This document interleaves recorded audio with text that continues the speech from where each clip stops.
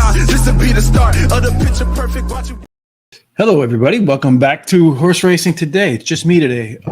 The Big Boopa is not feeling well, apparently. Didn't get a good night's rest, feeling ill, unable to attend. And to be honest with you, since we've had all that smoke up here in Chicago, I haven't been feeling all the greatest either. But we'll get through the Saratoga card together, just you and me, see if we can find some winners today at the Toga without the Big Boopa, who had some winners yesterday. So hopefully you followed along with that. Let's see what we got cooking today. Last night, myself and Sean, I did have a co-host last night with the best co-host on the planet, Swiss Army Sean. At least that's what Jamie has to say about Sean all the time. And then when I'm on, she's speechless. She doesn't have such adjectives for me. But Ajari Williams, nice young man, brilliant smile, joined us last night from Mountaineer Park. Hopefully he did well in race number 8. I wasn't feeling too well either. I crashed out myself a little bit last night. If you haven't had a chance to catch that young man's interview, make sure you head on over there. A little bit of technical difficulties in the course of the interview, but definitely a young man that seems to be on the rise and working hard to get the job done from the Virgin Islands. Just wondering what that transition's like from the Virgin Islands, from St. Croix to Cincinnati, Ohio, especially in the wintertime. Amazing. Yesterday, we also promised that we were going to do Colonial Downs as the free track today at Guaranteed Tip Sheet. As always, man of my word, down in the description below, you will see a link to Colonial Downs. Kindly go down there, use that link so you can find yourself with our Colonial Downs tips today. And one final thing before we go, it's the last day of picks for the week. Make sure you head on over to help our family member, Julie Jacobs, and her husband, Andre Ramgeet, as he recovers from a spill that he had on July the 15th at Charlestown. Make sure you head on over there to do that. All right, folks, I'm going to try to do this as smoothly as I can by myself. We'll see how that works out. Race number 1 at the Saratoga course today is 5.5 furlongs on the turf. It's a maiden, special weight. 88 grand for New York State breds, maidens 2 years old and up. Well, they're foiled in New York, so let's see what that means. At 5.5, in other words, they were that's where they come from. And anyway, race number 1, 5.5 furlongs. The profile of a winner doesn't really favor any particular running style, despite the short sprint. About half of them run from up front, the other half stalking and closing. Very few of them have gone wire to wire. So far, just one. There seems to be an inside 3 bias. 4 through 7 gets a little bit of a discount. So far, 8 and out has not scored.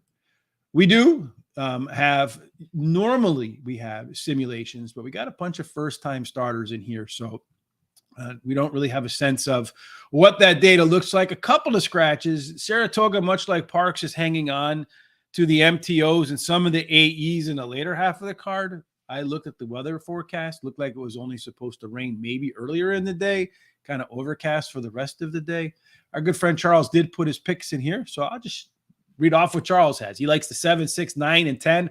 I have no idea why he likes those horses. Probably just pulled numbers out of a hat or somewhere else. In any case, that's what Charles likes. For me, in race number 1, I'm going to go with the 8 horse. I am Dadamoon. That's interesting name. 10-1 morning line. How about that? But what I like about this horse is he has the bullet and go workout. Again, a bullet and go, just in case you're new around here.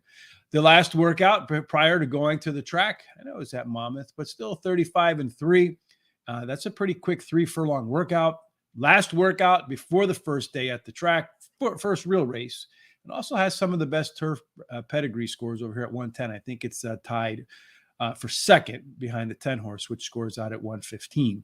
So that's a bullet and go, folks. And according to Barry Meadows at the Skeptical Handicapper in his book, it's one of those angles on first timers that hits at 15% or more. That's what I call an alpha angle. Anything that hits over 12% is an alpha angle. My second choice in race number 1 is the 4. In schematic, consistent, and very solid works at Saratoga. And a few of those were actually on the turf. I'd like to see that. Number 7, Jimmy the Tooth, best of the experienced horses in here. It did show some regression in its second career start, but sometimes babies, they do come out that first race, they run sharp, regress a little bit in the second, and bounce back in the third. Maybe we get the bounce back here. And then finally, number 10, Film Academy, 4th pick in race number 1. Does have the top turf breeding by a pretty decent margin, as we saw. I think IRAD being on the horse does help. right? For sure. And that outside post might be difficult since nobody's won from out there yet. I'm going to do a $1 exacta, 4, 7, 8, and 10 over the 4, 8. Hopefully catch that likes shot up top with the 4 horse there or the 8 and see if we can collect a nice exacta to get the day started. We're going to move off to race number 2 now. Race 2 is 1 mile on the inner turf, claiming 50,000 non-winners of 2 lifetime for fillies and mares 3 years old and up. 1 mile on the turf, profile of a winner. So far, anyway, tactical speed has been the appropriate way to the winning circle. It's been about 8 races. 2 of them were gone wire to wire. So far, the rail has done pretty well. So maybe Pout outruns its 30-1 odds with Tyler G riding. 2 through 3 have been penalized. 4 and 7 have been a little bit of a fairish. Finally, 8 and out. You do get a little bit of a bonus if you happen to wear the pink 8 or the blue 9 or the purple 10 if they got that many horses. In race number 2, we do have a chance to go through our simulations again, in case you're new. 1,000 simulations for simulation odds using speed figures. And the horse that scores the maximum speed figure in those simulations gets credit for the win. We add up the wins. We calculate that into odds. So what we're looking for is some value here. We do see some value first up with Frosty Invasion. 15-1 morning line. And according to our simulations, those lines should be closer to about 8-1. We also see with Lady Jasmine, the 8 horse, another one that's a potential value horse. 7-2 on the books, according to David Aragona. Looks like fair value is around 2-1. We also do 1,000 simulations for early speed. And this gives us a sense of what the odds are or the percent chance the horse will have the lead at the quarter-mile marker. And you can see here, Miss San Gabriel. Looks like that's the horse with the most early speed, although all but a couple of them have some ability to get to the front. So maybe we have a little bit of a competitive race up front. I do think Miss San Gabriel probably gets there. C-Zone is something exclusive to us. This is a measurement of how this race is paced based upon our 1,000 simulations, sets up and how comfortable the horse should be in that pace. The higher the score, the better. And you can see, once again, Miss San Gabriel, high chance to be on the lead, very strong C-Zone. I like that combination. Some of the other strong C-Zone horses, Harlan's Bond, the 6 horse, as well as Annulette, the 7, and Snow Loves a Fight. That one coming in there with a high C-Zone too. Well, now, we don't just go with simulations. We also, for the pace handicappers out there, we like the pace handicap the races. So 1, 2, and 6, they're E-horses. That means they want to be pilots. They want to be on the front. And you want to see in the recency bias here, if they're going to be on the front, looks like the 2 will be up there. Miss San Gabriel, as we saw in this simulation. We'll get some company from Ladies Jasmine and the other E-horse, the 6, Harlan's Bond. A little bit of dip down to the 4, borderline left arrow horse for Tap It Up, a closer, whose early speed can put the horse closer to the pace. Late speed, if you are a fan of closers like our good friend Christopher D'Souza, then Sister Nell will be the horse that has the most late speed, but plenty of them that are within touch of one another. So that early pace will depend on how much the horse is able to capitalize on those late legs. And then finally, our total pace, if you're a total pace player, you see Miss San Gabriel scoring 7 points better than the next one, Miss Sister Nell. So that horse should have a pace that sets up nicely.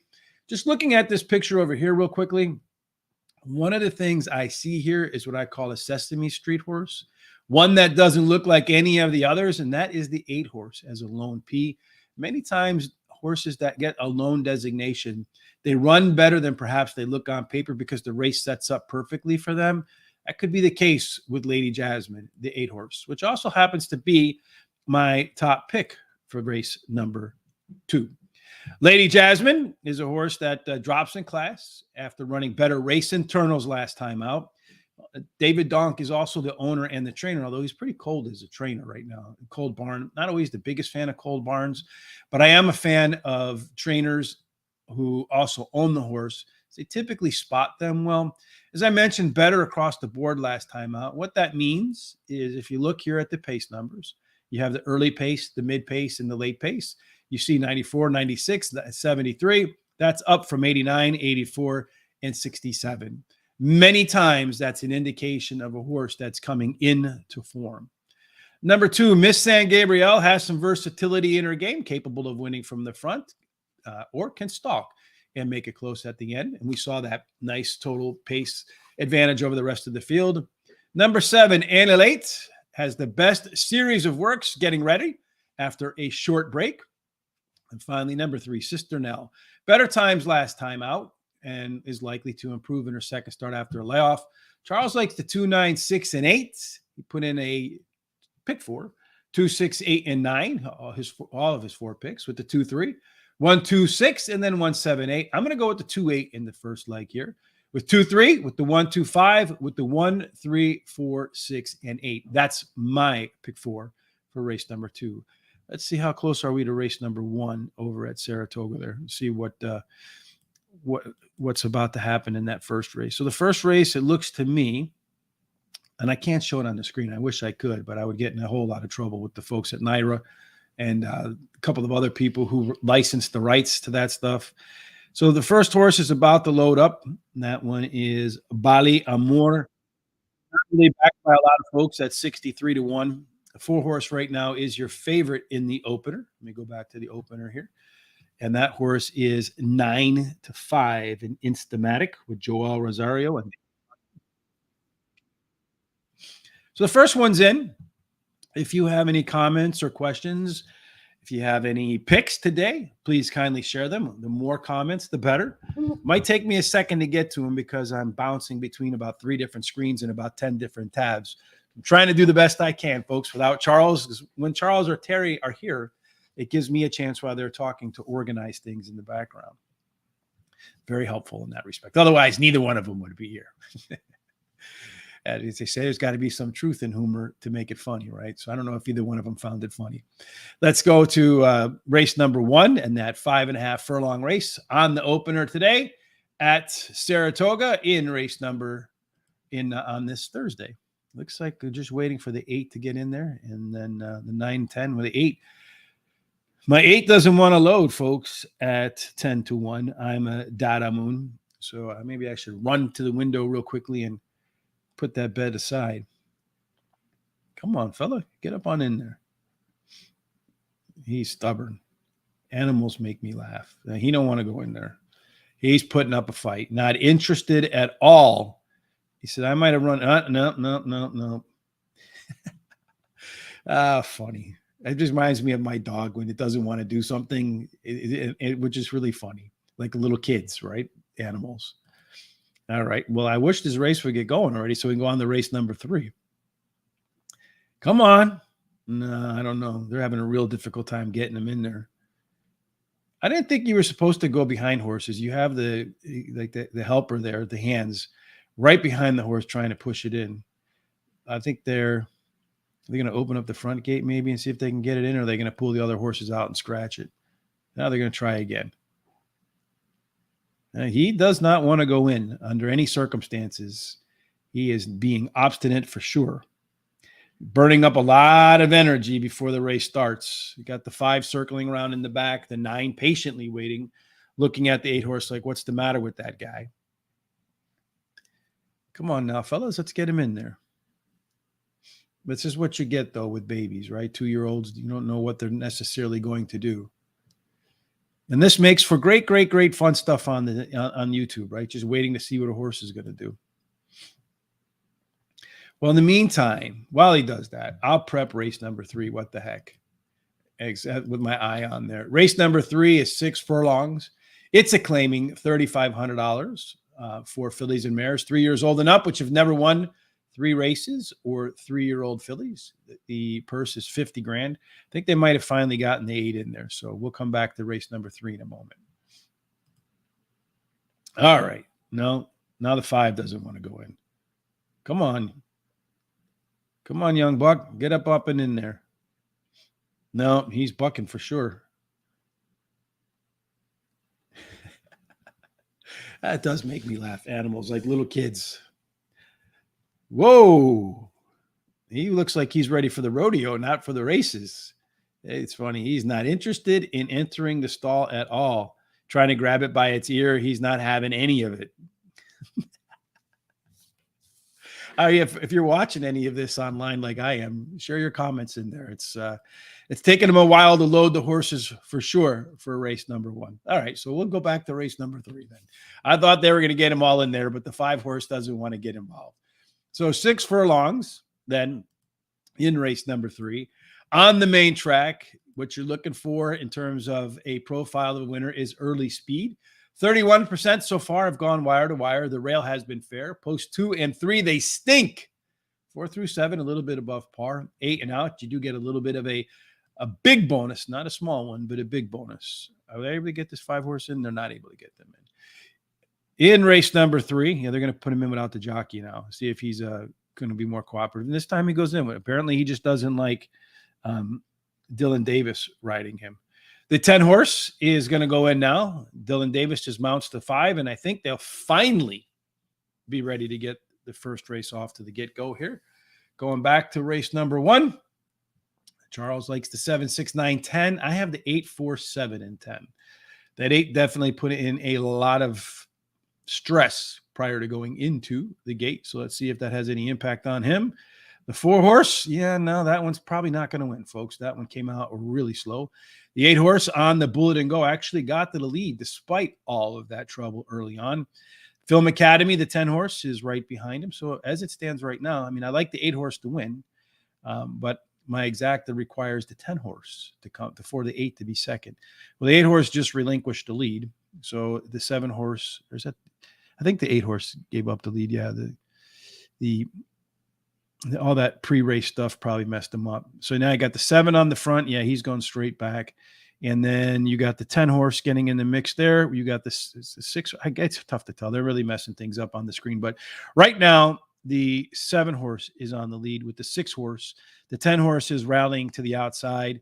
I think if the 10 horse can straighten himself out, might do a little bit better than he's doing, but he's not able to straighten himself out. The 9 horse is trying to split horses. Could be tough, but he managed to do it. So this race is going to go 7, 9, 10. 7, 9, 10, and 6. So there you go. Charles had the superfecta. Too bad he's sick. Maybe Charles should be sick more often and put them up there because he had that almost cold, Charles. Unfortunately, I don't speak Spanish. Aquí, I'm going to take maybe Babel because we do get a lot of Spanish-speaking folks who join us. And indeed, I think it would be useful. Or if there's a Spanish-speaking person who'd like to join us and then talking, let everybody know what we said in Spanish, that would be fantastic too. If that's something that interests you, you can hit me up on Twitter, DM me at HRTRich on Twitter. Of course, you can follow us on our social sites here. Horse Race the number 2 day, Horse Race the number 2 day, Twitter, Instagram, Threads, Facebook, TikTok. Of course, Horse Racing Radar. While you're here on YouTube, kindly hit the like button and the subscribe button. We talked about race 3 and the particulars. Let's take a look at what we see in terms of our simulations. Well, you got a couple of scratches in here with the 6 and the 7. Everybody that's in this race has a pretty good crack at being on the lead, so it should be very competitive 6 furlong race once the gates open. As far as overlays are concerned, the only one that was an overlay over here, Candy Caramel. Is it caramel or caramel? I don't know. But that one is scratched, so really no overlay. The one with the closest, the fair odds, is the 5 horse, It Takes Heart. Also scores well on the C-Zone, and the 2 horse, Aurelia Star, scoring well on the C-Zone too. And our pace handicapping for race number 3, you see everybody on the front, the 1, the 3, the 4, and the 5. These are all EPP types, meaning they want E and EP types, meaning they want the lead. So this one could get quick, as we saw with the simulations. When the gates open, everybody's got some early speed, but the 3, the 1, and the 5 have the most. That should open the door for the 2 horse as a closer. But honestly, as the lone PC in there, doesn't really have the late pace numbers to really kind of make up for it, at least from a pace standpoint. Sure looks like the winner's probably from a pace handicapping angle going to be the 5, the 3, or the 1. As far as our picks are concerned, the 2 horse, Charles, the 1 horse that I thought didn't have a chance on the pace handicapping, does have a chance according to Charles. 2, 3, 5, 7 in race number 3. I have the 3 horse as my top selection in race number 3, Brisky Frolic. Right now, apparently, you can't bet against Linda Rice at Saratoga. I don't know if people follow along on Twitter, but quite a storm. She was actually trending on Twitter last night. This gentleman, Swift Hitter on Twitter, who seems to be always embroiled in some sort of controversy on Twitter, going out there with some heavy accusations. But anyway, to me, I don't think you can make accusations unless you have some proof. For me, when you see something that doesn't add up, and I noticed that when Medina Spirit won the Kentucky Derby, I noted in friends in the email right away that didn't look natural. And so that's what I said. I didn't accuse anybody of cheating or anything along those lines, just what I saw. And I think that's probably the safer route to go. In any case, this horse bigly upped its 2 and 4 furlong pace numbers in its last race, according to David. I can't remember his last name now. Anyway, from Timeform USA, Craig Mikowski let us know that from their research, they found horses that improve their 2 and 4 furlong pace numbers can be an indication of a horse that's on the rise. I think a cut back to 6 furlongs for Brisky Frolic makes a difference today. Number 2, Aurelia Star, third up, definitely has back speed and going to catch some Lasix on the first on the class drop. I like early speed and Lasix. Combine it with a class drop, it should speed the horse up a bit. Number 5, It Takes Heart, could be part of the early pace, does have that very strong C-zone score to go with it. And then finally, Try It Again, drops in class, another one, like all of them, that should be involved from the get-go and has the third best C-zone score in there. No bets for me in race number 3. On to race number 4 we go. This one is 6.5 furlongs. It is claiming $16,000. Nice purse there. A 42 grand. Fillies and mares, 4 years old and up. If we look at 6.5 furlong profile of a winner, what we see is that there's been 2 races. Tactical Speed won both of them, and both winners came from posts 2 and 3. In race number 4, I think there's a scratch in here. Yes, the 4 Mon Petit Chow, not in the race. At least it wasn't when we checked them. There might have been some scratches since then. Again, if you're looking for burners out of the gate, Vitiami, the 1 horse, is definitely a burner. Does have fair odds. The simulation odds say should be about 5-2. The morning line odds, according to David Aragona, are 5-2. We have a nice little overlay here with Gringotts, 12-1 morning line. Should be about 9-2, according to our simulations. Backed by Gold, another one whose odds should be about half of where they are, 10-1. And then somewhere between 5 to 6-1. C-Zone, the winners of that would be the 1 and the 5, backed by Gold. Our pace set up for race number 4. We see the 1 and the 8 out there by themselves. So if they have some speed, and you can see here for sure the 1, Vitatemi, yeah, we'll go with Vitatemi. Definitely has that number up there, 100. That's the kind of number a lot of time you see from stakes horses. Then just kind of a gradual decline from there. The 5, the lone PC horse, backed by Gold, is one that you want to keep your eye on because those lone PCs tend to be very dangerous horses. It also has the most late speed, and it has the number 1 score in terms of total pace. In race number 4, I like the 2 horse to be my winner here, Beautiful Karen. This one's going to drop multiple classes, which is a 31% winning angle for trainer Rudy Rodriguez, and a horse whose history says you can expect some improvement in the second race after a layoff. The 1 horse, Vitatemi, plenty of early speed. This one's coming in from Parks. I'm not a big fan of the Parks to Naira angle. Many, many times we see those horses underperform. And especially when you look at the works underneath, the horse has not performed well on the track so far, training at Saratoga. The 5 horse, backed by Gold, does have the top C-zone score, top total pace, and the lone PC horse. A lot going for it with the overlay. And then finally, number 3, Gringotts. Last race was better than it looks with slightly faster final time. This one should be coming from off the pace, like we noted in the pace setup. And I really like Trevor McCarthy, the jockey, when he's on a horse that's coming from off the pace. I feel like that's a better fit for him. Charles is going to go ahead with a pick 4 here, although he's not here today.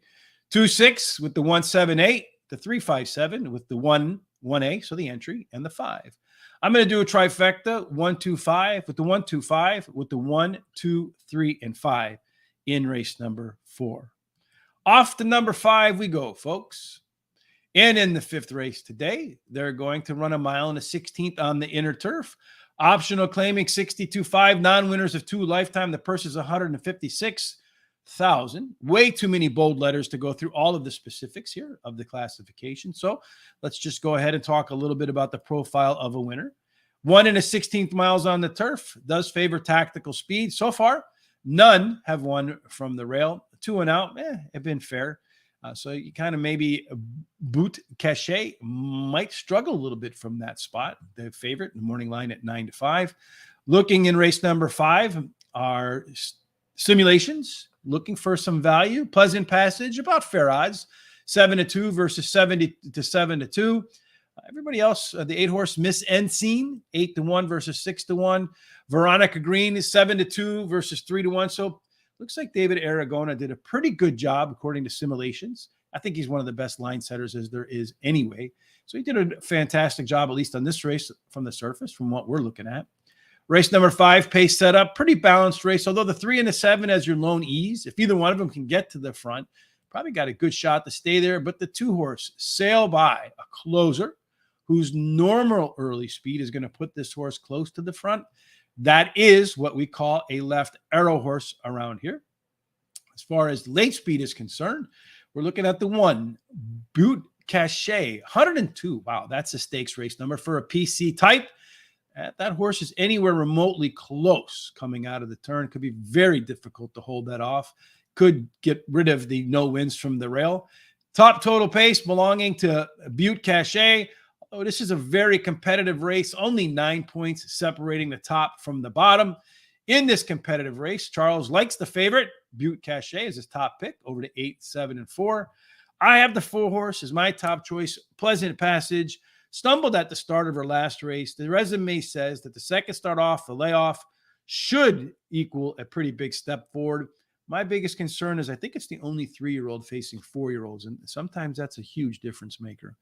Number 1, Butte Cachet. You got Chad Brown and Irad teaming up together on the favorite, winning at 41%. And this is going to be the second U.S. race. Won the first one, so probably going to do better in the second one. Miss Ensign, the 3-horse, has the most upside in the race. 2 maintenance workouts between races, says maybe we see the best of that one today. Finally, number 8, Veronica Green. Strong turf breeding, and the record indicates that. 6 times out, 2 wins, 2 seconds, and a third. I'm going to go back to my exacta 1, 3, 4, 6, 8 over the 1 and the 4 in race number 5. Man, it's telling you, it's a little bit different with just me here. Because you get a little bit hoarse. I'm already not feeling that well anyway. I don't know if it was from that smoke up in here or what. But since we've had that high AQI from this Canadian smoke, will all you people up there quit setting fires to make a point and let us down here be free of your smoke for a little bit? But race number 6 is 6 furlongs, maiden special weight, $88,000 for, again, New York bred horses. At 6 furlongs, you're typically looking for early speed, as we mentioned. A bunch of them go wire to wire, 31%. Post 2 and 3 have stunk so far. The rail has been fair, so Poseidon's Mist might get a good trip there. 4 through 7, a little bit above par, but if you wear the 8 or out, you get a huge bonus. I think in race number 6, there weren't a bunch of first-time starters again. So once again, no data for us to go about simulating. So we'll just go straight with our picks. Charles, he got it right on that first race. He had the superfecta, so pay attention. He likes the 3, 5, 7, and 9 here. Maybe superfecta box those 4 as well. I like the 7-horse Lady Arwell. Again, the bullet and work go. Didn't work out for the 8 in that first race, but I think the 8 did show a lot of early speed in the first race, and all that pre-race antics probably hurt that horse. Number 3, Caldwell Loves Gold. Does have a pretty good works pattern for trainer Brad Cox. He's teaming up with jockey Florent Garou. Together, that tandem wins at a sharp 30%. Number 5, Grab the Glory. Best of the 2 experienced horses, but it is a little bit of a money burner for trainer Linda Rice because it was the favorite in both of those races and still trying to find that first W. Almost actually put it 4th. Number 1, Poseidon's Mist, does have a good, strong workout pattern as well, getting ready for this race. And the last 2 were really nice at Saratoga. The horse I was thinking about putting in here is the 6-horse. You see it in the back end of my trifecta. Trifecta for me, 3, 5, 7 with the 3, 7. With the 1, 3, 5, 6, and 7 in race number 6. Has anybody got any picks or any comments or thoughts? Can kind of help me along. Otherwise, I'm just going to blow through all these races and we're going to be done in about 35 minutes. Not bad. Race number 7, 1 and a 16th mile on the turf, claiming $25,000. Real nice purse here of 60 grand. 4 years old and up. That's about the only condition that you have. Again, a mile and a 16th on the turf. What we're looking for is so far, there have been 3 races. 2 of them were won by closers. The one that was at this distance yesterday was won by a horse that ran second most of the way around the track and then closed out the race to win. So far, all of the races have been from post 8 and out. 3 races is not a trend just yet, but we're closing in on one. So outside post can do well in race number 7. Speed, again, look at this. Only you got the 3 horses, the only one with a 0 in here, and the 1A. I'm sure there'll be some scratches as we move through the day because there's plenty of AEs and MTOs that were still left when I went live. But when you look at this, everybody just about wants to get on the lead. So that means even Cupid's Claw and probably Molere have a shot to get on the lead. As far as overlays are concerned, let's see what we got here. Taratini, the 9 horse, looks like maybe fair value. It's closer to 1-1, 8-1 morning line odds. So maybe you get a nice little price on that guy right there. And that's really about it. Everybody else looks like a pretty fairly valued. As far as the C-zone is concerned, boy, a bunch of them with dark green. This looks like a very, just from the odds, the sim odds, David Aragona's odds, the early pace, and the C-zone, this looks like a wide open race to me. And according to our pace setup for this race, if you look at it, you kind of got a triangle to the right. So that would tell me I would want to favor the horses to the middle, to the front from a pace standpoint. Doesn't always work out that way, but typically if everybody's about the same from beginning to end and you get a horse that gets in front, if you both run at 10 miles an hour, but I have a 1-step advantage on you, I'm going to always have a 1-step advantage on you. Looking at the early speed, again, pretty competitive through here. Most of them except Cupid's Claw within 9 points of one another. Clickbait, Click-Tat, Microsecond, Huge Bigley, again, very, very, very competitive up front. Late pace, a little bit of a separation here when you got these couple up top, Taratini, Cupid's Claw, and Truculent. So if these guys, it looks like the 9 and the 1 then, based upon the early speed, late speed combination from a pace standpoint, could be very strong competitors. Total pace, the 9 horse, Taratini, scoring 6 points better than everybody else in a very competitive race. It does fit that triangle, middle forward. So just from the total pace, the race shape, that triangle there, and the way things position out, that 9 horse could have a good trip today. Deep field, though, sometimes with that, if you're a little bit farther back, trying to navigate traffic can be difficult. Charles, in his sick bed, likes the 1, 5, 8, and 11. He's going to do a pick 4 with the entry. 5, 8, 11. With the 7, going to single up the 7. Next. I forget the name of the horse coming up. 1A, 2, 4, 5, 7, 9. 7, 9, and 10. He's leaving the 3 off, which I kind of find shocking on the back end. Well, hopefully for his pick 4, he's correct about that. I'm going to start with the 8 horse in race number 7. Tommy B drops in class, coming off the bench today. When you look at his off the bench record, it's produced some of his best races. Most of the time, very strong, fresh. Eyes on the target, the 5 horse. Some really good workouts between races. Has the most back class in the field. And the only question about this horse is it can get off to a good start. I think it could be very difficult to hold that one back. Number 9, Taratini, the one we discussed a lot in the race pace setup. Down in class, did run the top last race speed figure. The thing about that horse that concerns me is most of that work was at Turf Paradise. Then it got claimed, ran at Belmont in a graded stakes race for Rob Artras. That was that top last race speed figure. I don't know if it can do that 2 times in a row against tier 1 horses. We'll see. And then finally, number 10, Click-Tat, fired at Saratoga 6 times out, 2 times at 1 second in that mix as well. Absolutely, this is a mile and a 16th, the right distance. 11 times, 3 wins, 3 seconds, and a third. It's run at other distances 17 times and only managed to score once in that. So now is the time for that 10 horse, all or nothing. See if we can get a bomb in the third start after a layoff. I'm going to start deep on my pick 4, 5, 8, 9, and 10, and 12 in what looks like a very competitive race. Over the 1, 7, I'm going to try to beat that heavy favorite in the next race. 2, 3, 5, 7, and 9 in race number 9. And then race number 10, I'm going to solo up the 3. Could be a mistake in a horse making its first time start on grass, but I don't think it will be. Let's see what we got here. Hi, David Perez. How are you today? Thanks for joining us. We appreciate that. All right, David and others, let's go on to race number 8. See what we got cooking there. 1.75 miles in race number 8, as this is the stakes race on the card. It is the Birdstone Stakes, $150,000. They have not run any races at 1.75 miles, so we have no idea what the bias is going to be like. Many times you see in these long races, horses that get towards the front, they tend to do okay. So maybe you want to have a horse that's forwardly placed, maybe first, second, or third, somewhere in that range. Looking at the early speed on our simulations, boy, Seafoam sure looks like it's got a good shot to get to the lead.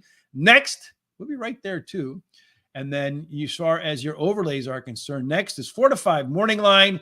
Looks like, according to our simulations, should be more like 1 to 2. I would be surprised if next goes off at 1 to 2. I think it'll probably be lower than that. I could be wrong in a stakes race. The only other overlay here is the 2-horse, the Skipper 2 and Marianne from Gilligan's Island.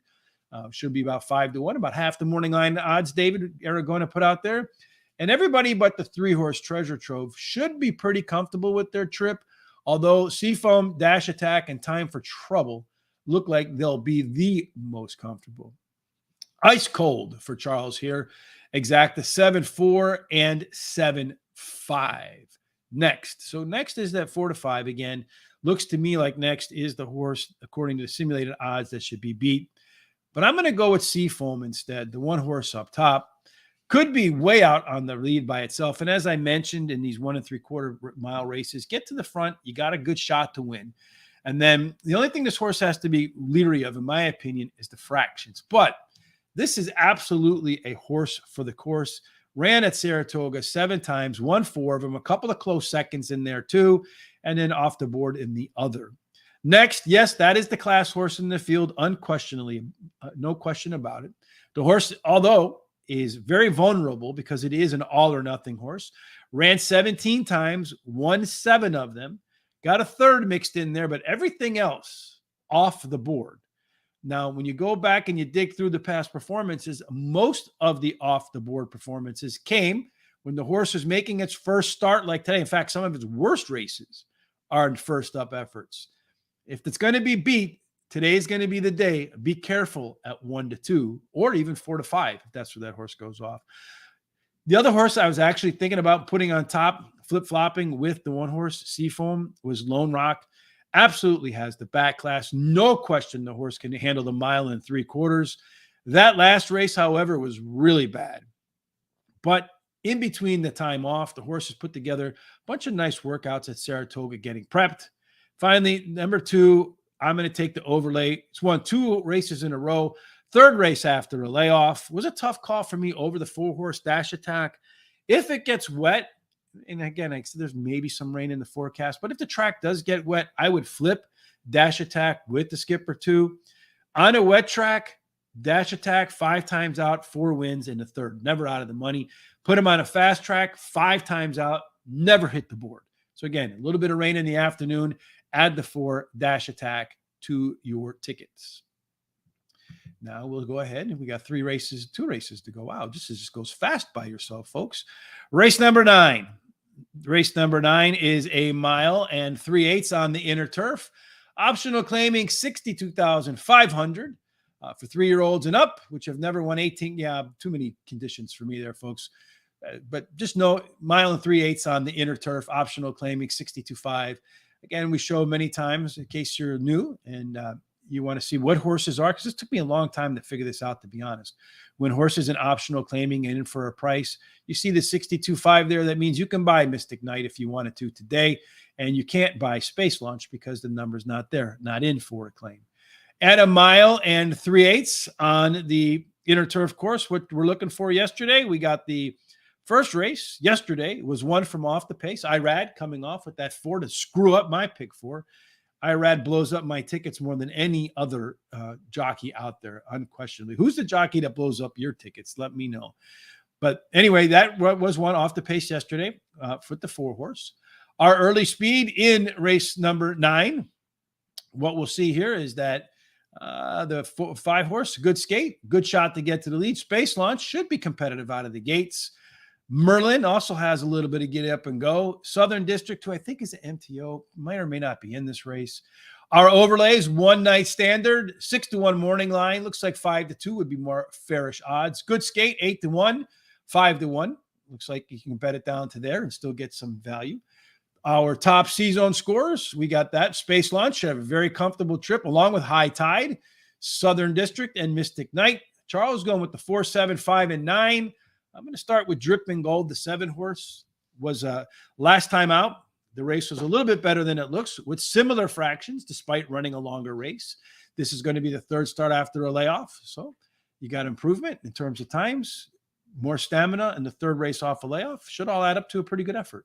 Number 9, High Tide. Not that far from winning 5 races in a row. I think it's got a third by 1 1/4 lengths and a fourth by a length. So otherwise, everything else is a W in there. At Saratoga, 3 times around the Saratoga Springs track and won 2 of them on the turf. Number 2, Space Launch up its speed figure in the last 2 races. Rarely, when you look through the past performances, does this horse make it 3 races in a row.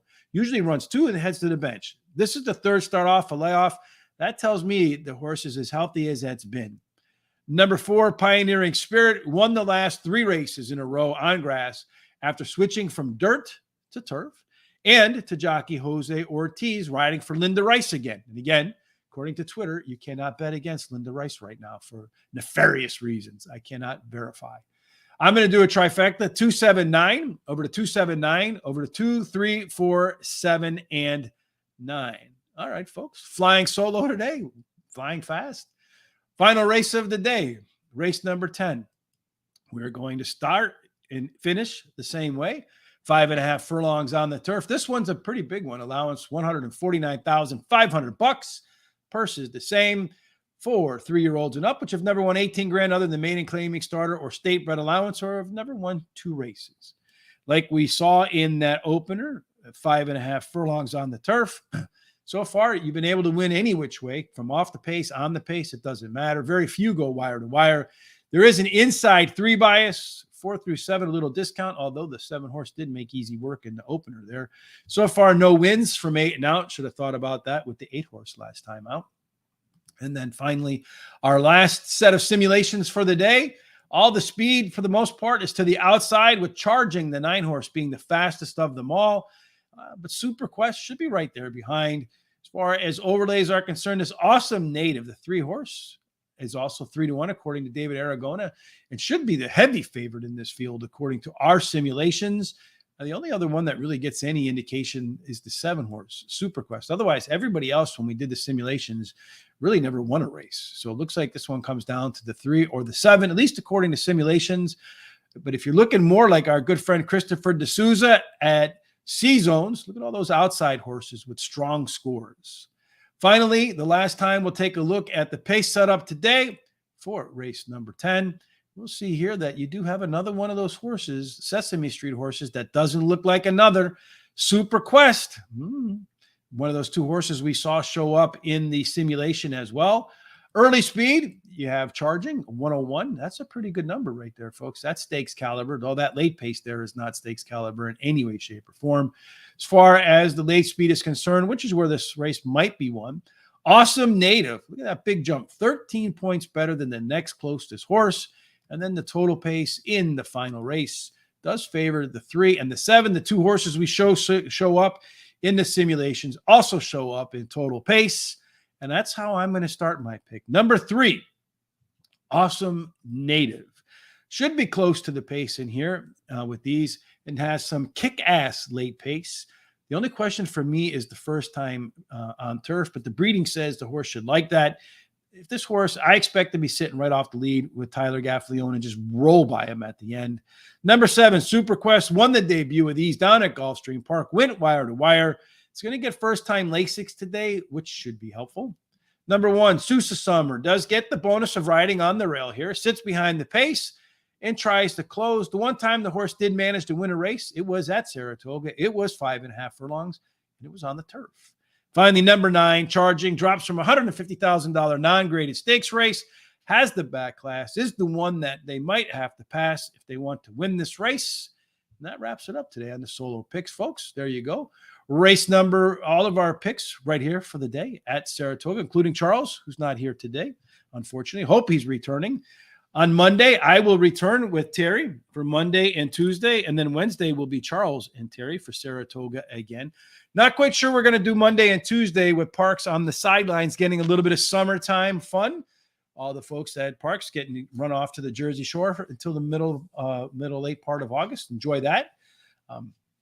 That's it, folks. As always, we hope that you have a fantastic weekend today, tomorrow. Everything that you do has God's favor, God's blessing, and that it ends up Forte is a winner this weekend. All right. Forte gets the W this winter, folks. Keep an eye out on that for that. Is that the Travers, right? I think that's the race at Saratoga. All right, folks, till we get back together again, hope you have God's grace, God's favor. Charles, I hope you're feeling better about now. And no matter what everybody does, it ends up in one place and one place only, and that can be the winner's circle.